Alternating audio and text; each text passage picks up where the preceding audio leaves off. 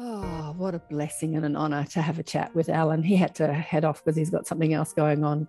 An amazing human being, honestly. And what I've found is, as I've been speaking with people over the years, not necessarily, but the ones that are behind the others are usually, the masters. No, I can't say that. Because he's been showcasing people instead of just sort of talking about himself and what he's got to say. Not that that's not great, because I put people on the show that do that all the time. But the feeling I got with the amount of help, guidance, is just huge. I know I said it a million times, but I've never felt such a big energy. Just amazing. Alan is doing amazing work. And over the last year or so, he has been really prolific, uploading a lot of stuff to his YouTube channel, New Realities. Go and check it out. And he's been working with Sheila Seppi and the Wish Alliance, as I have been, and Portal to Ascension with Neil. I've forgotten Neil's last name. Sorry, I'm not firing at 100%. It's still, at the moment, I'm still sort of getting back online.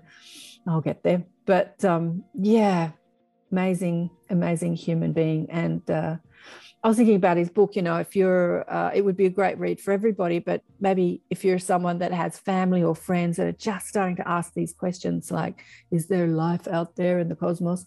Maybe the book would be great to give to them, to the inquiring mind, not to the skeptical mind that says, nah, aliens are all BS and there's no such thing as life after death and, all that. You're not going to convince them, because, minds can be like concrete, can't they? They can be like walls that you can't penetrate. I was having a conversation with a girlfriend's mother yesterday, and she is a curious person. She's in her 80s. She's fabulous. I love her to bits. But she has her ideas, and they come from the mainstream media.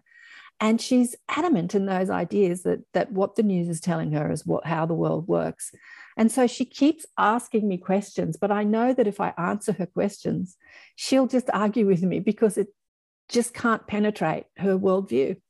So I kept saying, I'm not going to answer that question, because it's not something that you would understand or you would even believe me. And she keeps pressing me. We have these conversations all the time. It's hilarious, about spirituality and all sorts of things. She's she's a beautiful woman, honestly. But when we start to believe something and we become right about it, we can't penetrate that concrete wall, that brick wall. Just like Alan said, stay open. A parachute only works when it's open. Keep your mind open. Keep your mind open. I know when I started having a lot of extraterrestrial ET conversations on the show, I had a few comments, only a few, from people going, oh, now you've gone nuts, now you've gone bonkers.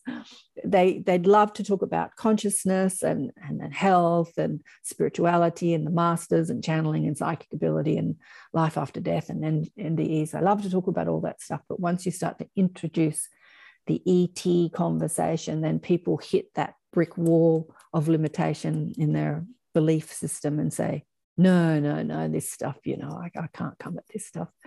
But I've seen over the last year, actually, even people in my group, their minds open like a parachute and start to contact their galactic perspective and start to channel light language and get sort of into that perspective.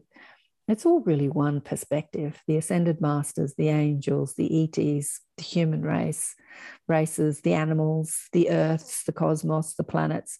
It's all one expanding, evolving, spinning consciousness. It's one, as the gurus have always said. We are one. We are one with the infinite intelligence of the cosmos, just experiencing life in different perspectives. Wonderful conversation with Alan. Make sure you check out what he's doing on his YouTube channel. And thanks again for listening and watching. And if you have any questions, Alan and I were going to go live today, and he said, no, let's do a pre-record, because I thought I could ask you questions. We'll do a live another time where you can quiz him and ask him questions, and quiz me if you like, about all things consciousness and ET intelligence and cosmic consciousness. What do you want to know? Do you want to connect to your own galactic self? Who are you living on another planet in another dimension? You know, we're not only human experiences and galactic experiences, we're also operating as spirit guides. I've spoken to many people on the show. One of them wrote a book, Dr. Leo Galland, called Already Here or Already There, where his dead son starts communicating with him, and he says, you know, you're already here, Dad. You're not dead or alive. You're in both places at once. You're already a spirit here with me, talking to me as you're experiencing a human life. So it's all happening simultaneously. We don't live, then go to the spirit world. We're already there in the spirit world, projecting an aspect of our consciousness into this reality and witnessing it. So our dead relatives are with us in the spirit world. We're already there. That's what I loved about his book. Yes, so we're here and there and everywhere. We are multidimensional beings, as I discussed with Geraldine in the last conversation. Multidimensional. And what part of your multidimensional aspect do you want to connect with, communicate with, access, be a part of where you are as a human mind and potential? What do you want? There is infinite possibility. I was thinking as I was talking to Alan, I might change the name of the show to Infinite Possibility. Life is a journey of infinite possibility. Thanks again for listening and watching. And remember, I've changed the way we do the Inner Sanctum this year. I still have my weekly online groups with my tribe who have subscribed. But what I'm doing with the guest teachers is I'm doing them, inviting you, the public, or anybody who wants to come into the Zoom room and meet the guests. And then I'm live streaming them so you can ask them questions so that they get a broader reach, a broader group of people listening to their wisdom, rather than just my little group and then me editing it and putting up the highlights. So the whole conversation will be on my platforms. And if you want to join that, just sign up on my website, KarenSwain/Inner Sanctum. And I'll send you the Zoom link and you can come online and meet whoever I've got next. You know who I've got coming up?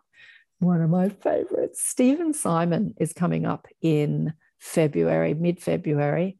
It's on the weekend, Saturday afternoons in the States and a Sunday morning in Australia or in Asia and Australasia. It's Saturday night in Europe. You know, he's been a producer, prolific producer, filmmaker, film director, making movies and predominantly consciousness music for years, movies for years. And his beautiful young wife, she was like only 54, died about 3.5 years ago. And he's a bit older than her. He's in his 70s now. And they spoke about life after death, often both very awakened people. And she was channeling and helping people, and beautiful soul, still a beautiful soul.